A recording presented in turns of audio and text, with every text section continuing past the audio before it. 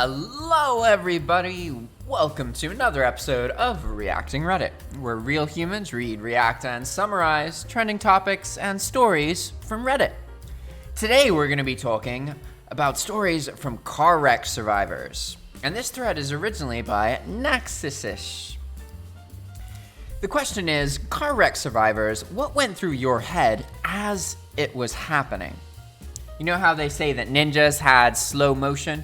Well, that's actually also a thing in car wreck survivors. You can look it up, that most people who experience a car crash appear to perceive it happening in slow motion. And let's see what stories they have to say. Little Beer Snob says, time slowed down for sure, but I didn't think much other than shit. My life didn't flash before my eyes. I didn't appeal to God. I wasn't faced with all my regrets. It was strangely calm between when I realized it was going to happen and impact, which I don't remember. I came to as I was being cut from the car and told, "You have been in an accident." I remember thinking, "Oh," and then looking around me and thinking, "Duh." I came to again, in the back of an ambulance, to, "We have to cut your clothes off to make sure you aren't bleeding internally," and thinking, "Can you please not? I just paid $85 for these pants and I only wore them twice." PM Me Duck Pic says, I talked to the EMTs out of cutting my bra off. I was like, no, this is $60. It opened in the front, so I just told them how the clasp worked, and the bra made it through unscathed. I didn't realize cutting people's clothes off was such a common thing in car accidents. I guess it makes sense. Scott Hiddle says, when I was in the trauma room, they started cutting off all my clothes, and I said, no, I borrowed this shirt from a friend. Oof. Epic story by 4Channel. I was rear-ended by an 18-wheeler going 50 to 60 miles per hour. I was stopped at a light. I looked up in the rearview mirror because the approaching lights caught my eye as way too fast. The last thought I had before it hit was, oh shit, is this the moment I die? And then, wham! Sudden acceleration, pushing my head deeply back into my headrest. The truck flies through the interior of the car, and it's just like a couple feet away from the side of my head. The car gets caught between it and another stationary 18-wheeler. Nope, not dead. Can definitely feel myself and the car moving. My car begins to get crushed as the 18-wheeler drags it. The car begins to head for another 18-wheeler trailer, and I'm thinking it might shave off the top of the car and decapitate me. So without hesitation, I hit my seatbelt, get free, and I'm about to climb under the steering wheel, thinking that's the only place that's safe to go. The car stops moving. It ends up wedged between two trailers from 18-wheelers. Nobody is seriously hurt. I am completely unhurt. The only scratch I got was when they pulled me through what used to be the sunroof. Here are the photos. I was the only person in the car. All seats except for the driver's seat would have had certain fatalities for anyone sitting in them. After the car comes to a rest, the dust and metallic particles in the air settle. I just kind of stare at my crushed windshield for a second. Then I call my dad and say, I just got in a car crash, and I'm the only part of the car that wasn't crushed. So, just for the curious, the photos are from after the Jaws of Life ripped the roof apart. Originally, the roof was like 2, maybe 3 feet off the ground, except for my little bubble of protection. This is photographic evidence that I really do live in a bubble. Jenner Jensen says, holy shit! I find it amazing you were able to keep such a clear head as it was happening and unbuckle your seatbelt and prepare to duck under the seat and the steering wheel and everything. I think my entire thought process would have just been crapping my pants. Those pictures are terrifying though. What unbelievable luck to have that exact right couple square feet of space be avoided. Ozark, Kansas says, we hit a cow doing 40 while I was in the back seat. I remember just looking up and thinking, a cow. That was literally the only thought that had time to go through my mind. No fear, no surprise. I was like a 2-year-old with a pop-up book. Oh God. I wouldn't want to look up and see a cow if I was going anything faster than 10 miles an hour. Cows are big. They have a lot of momentum. Oof. Not as scary as an elephant, though. Cows aren't gonna, like, put their foot on the hood of your car and completely destroy your car. I am 712 says, I was the driver. My brakes went out at about 70 miles per hour around a gentle curve. Everyone in the car, except one, more on that later, said it felt like everything slowed down to a crawl. We all thought we would just bounce off that electrical pole quickly coming at us and keep on going. Then we hit it. The most violent, loudest, helpless feeling I have ever encountered. The airbag felt like the most comfortable pillow of all time. From what I understand, this is not a common experience, but it was for me. Gently caressed my face and stopped it from being destroyed on the steering wheel and windshield. The screams from one of my passengers were nightmare-inducing, blood-curdling. I remember thinking, this is how he dies. Well, he didn't die. He lived, thankfully, but he suffered a broken femur, arbs, ribs, and a punctured lung, and severe upper body lacerations from glass. He was trapped in the car, and I remember tearing my hands up trying to bend metal out of the way to get to him before the fire department arrived and stopped me. Still had a titanium rod in his leg. I suffered a sprained ankle and a shattered big toe. 2 other passengers suffered 2 broken ribs each, and the final passenger, and ironically the only one not wearing a seatbelt, was completely unharmed. Surprisingly, we were lucky to hit that pole. Had we not, the alternative was hitting the ground 30 feet below at the bottom of a cliff, at almost certain death for all that was involved. Even though I wish I could, I'll never forget it. Martin D. Realtor says, while I'm flying and in midair above my motorcycle that I had just become launched from, man, sure I'm glad I got this new high-quality helmet, to this is gonna hurt, as the driver lost control of their new car and were now headed sideways into the tree line. I was right on both accounts. It's amazing how much time you have to think in those situations. Yeah, you got a thought or two. Zach180 says, it's amazing what your brain manages to come up with, too. I was passing an intersection through a green light, and some asshat doesn't yield to their left turn, so I T-boned them. Miraculously, I wasn't injured, and the damage was minimal. However, I remember staring that person straight in the face and calmly thinking, well, because you're an idiot, we're gonna get in an accident now. Oh, God. I saw a T-bone like that happen before.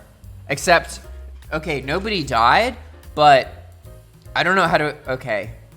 A car just, imagine there's stoplights, and one of the cars just doesn't look and keeps going and gets T-boned by another car, okay? Imagine now that the car who was gonna T-bone the car noticed and swerved off to the side. So it actually just hits the front of the car that's in the middle of the intersection. And then the car that gets hit does a full flip.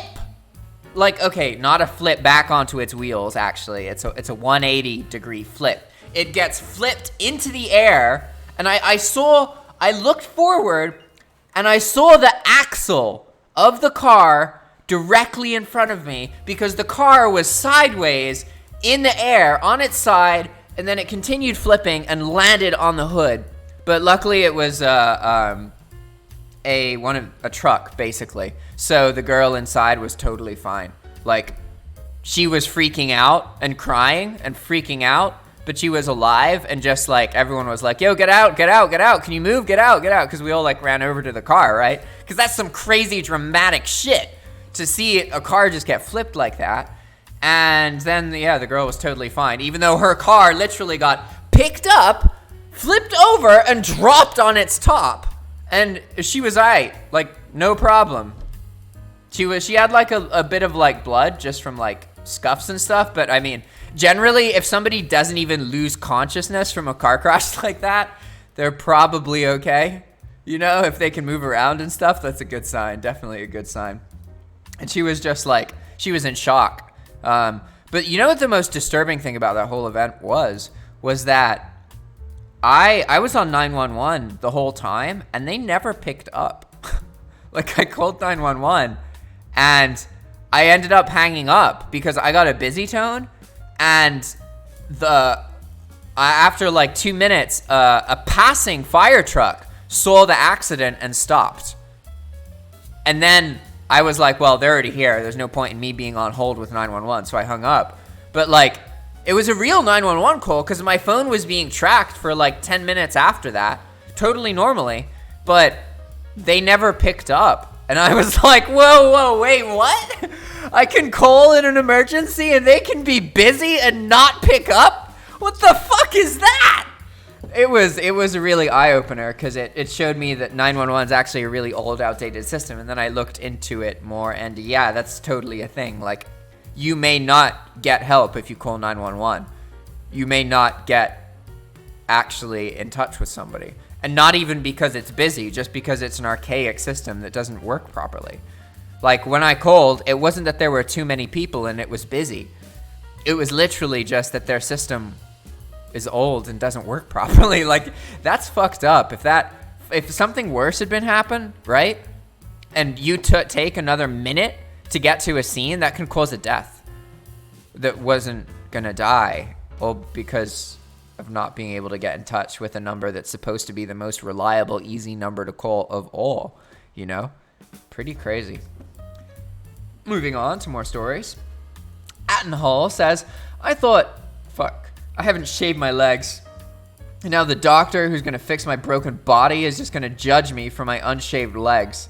Yeah, I am that neurotic. Luckily, I got away with just a few bruises, and I didn't have to take my pants off in front of anyone.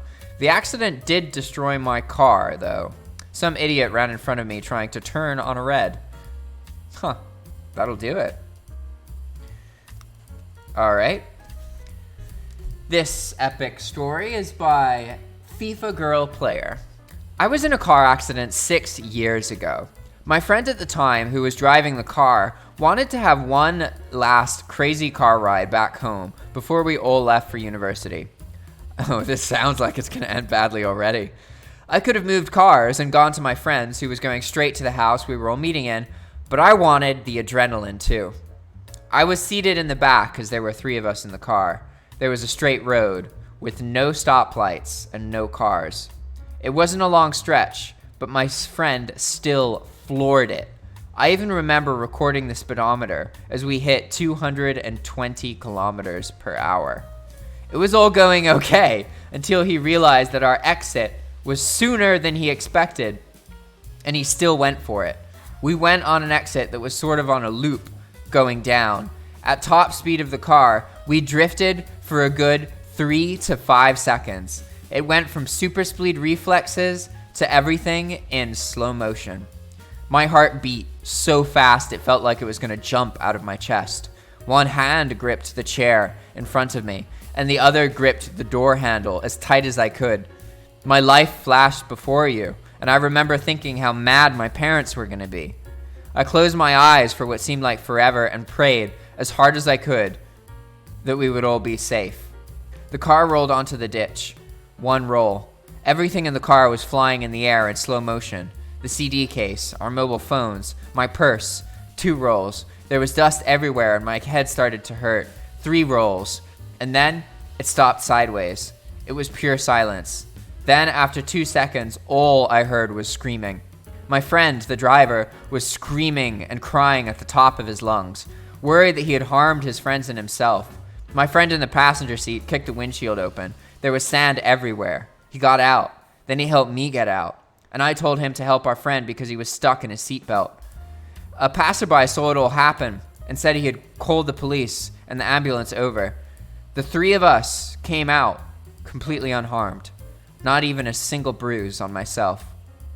Needless to say, I still panic in the car when I'm going in too fast in curves. Oh, God. Man, they're lucky they had a safe car, because, dang. Yeah, nowadays cars are much safer, so they're kind of designed to survive more stuff like that, because car accidents are one of the, not top killers of humans, but it's up there. Just for reference, by the way, top killers of humans in the United States, in order from most to least, goes COVID, coronary heart disease, or just heart disease in general, and cancer. So those three are the biggest killers by far. Everything else is like maybe 1/4 of what each of those kills individually per year. So car accidents are actually way, way, way less common than heart disease and cancer and COVID deaths. Just for reference. Moving on. Says, I was doing 80 miles per hour down the interstate at 2 in the morning. There were these cars with their hazard lights on in the right-hand shoulder. So I changed to the left lane to keep some distance from somebody potentially changing a tire or something. It turns out the cars were pulled over because they hit and killed a giant-ass elk. And they didn't move the giant-ass carcass, which was in the left-hand lane. All I saw looked like a discolored patch of pavement, like some road work had been done. And as I was looking at it, thinking about how it looks like patchwork, bam! My car starts to flip over as I continue flying down the interstate. I eventually am upside down and the sunroof shatters and all I see is sparks flying at my face since the lights have gone out now. The entire time I was thinking, no, no, no, no, no, no, no. I even tried steering and hitting the brakes while upside down. I eventually stopped and wanted to get out of the car since it's dark and I could get hit by another car. So I undid my seatbelt and dropped onto the glass from my sunroof. I had forgotten I was upside down. Afterwards, the EMTs got there and took my vitals, and my blood pressure must have been off the charts because the guy wouldn't let me go and kept telling me I needed to relax and calm down. I was in enough shock that I had never felt more calm. Robo Top Poop says, a buddy and I were driving cross country back in 2011, and we hit some bad weather in Wyoming near Laramie. I drove as cautiously as I could, but the roads were worse than either of us realized, and our Jeep Grand Cherokee started spinning in circles before flying off of the snow-covered embankment. Our Jeep rolled several times upon landing, flattening a barbed wire fence, and we ended up driver's side down at the bottom. Miraculously, neither of us was seriously hurt, physically anyway. It was a very, very scary experience, but I can tell you that almost nothing went through my head as it was happening. It was too shocking and too unreal for me to formulate any meaningful thoughts.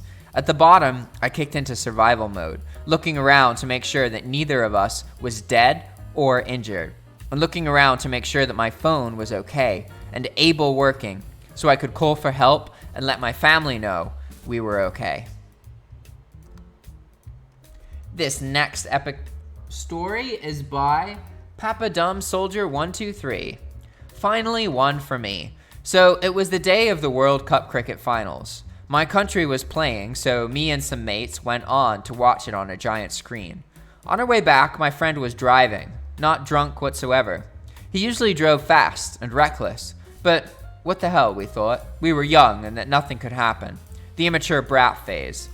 We took a longer way home as we had dropped one of our friends off.